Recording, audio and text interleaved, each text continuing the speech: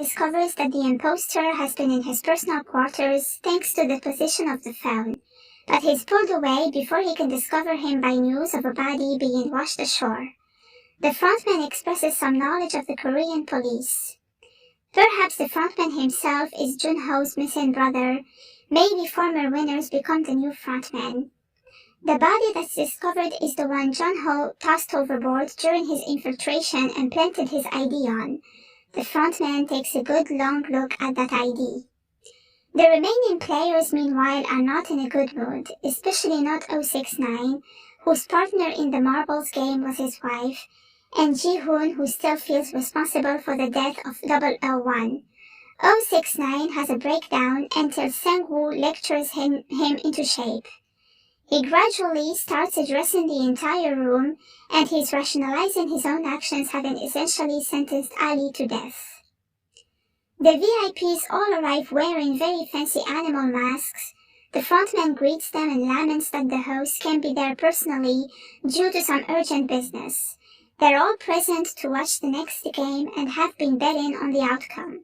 As predicted, one of them had a big sum on 069, who, as they can see on the video screens, is about to hang himself. Junho, meanwhile, is still nearby and takes it upon himself to knock out the waiter and steal his outfit to get closer to the VIPs.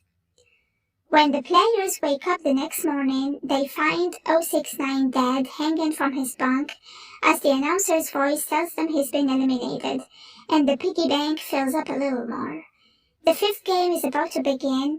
Everyone make their way up the staircase. The frontman introduces the game to the VIPs, who are lounging around with human footstools, and the staff introduces it to the players. Each is ordered to choose a mannequin and take its corresponding vest numbered 1 through 16. The announcer at the push of the frontman's button explains that the numbers determine the order in which they'll be playing.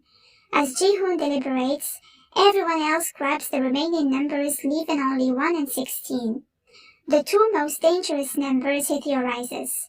Luckily, the decision is made for him. One of the other players, 06996, politely requests to be number 1. He finally wants to take ownership of his life. There is a giant bridge. It's full of alternating stepping stones made of either tempered or normal glass. The tempered glass will hold the weight of 2 people. The normal glass won't even support 1. The vest numbers determine the order in which you cross the bridge. The time limit is also 16 minutes. Everyone must cross. 096 makes it 1 step before falling to his death. Attempts to figure out a pattern to the glass fall flat. Obviously, with each unsuccessful attempt, it gets easier for the next person. Meanwhile, in the VIP area, one of the most detestable guests take a shine to the disguised Junho, ordering him first to sit beside him to fill his drink, and then to remove his mask. This is a problem since the frontman has seen his police ID and would recognize him. Eventually, the players in the back of the line start to get anxious about the time limit and begin shoving the players in front through the panes of glass. Ji-hoon brings up the rear, but the fact he can't even remember which of the first 2 panels is the correct one doesn't exactly bode well. After a while, Deok-soo finds himself the leader of the pack, with several more panels to clear and only about 6 minutes left. He refuses to proceed unless someone else goes ahead of him. Meanwhile, Junho persuades the VIP to take him somewhere they can be alone. The VIP gets his body out and promises to change Junho's life if he can satisfy him within 5 minutes, but he gets more than he bargained for. Suddenly, at gunpoint, Junho gives him 5 minutes to tell him everything he knows about the games. On the bridge, Minyo confronts Deok-soo and has run out of patience for him. She agrees to go ahead of him, but when she steps on his panel, she grabs him around the waist and refuses to let go. He said they stayed together until the end after all. She said she'd kill him if he betrayed her, and he betrayed her.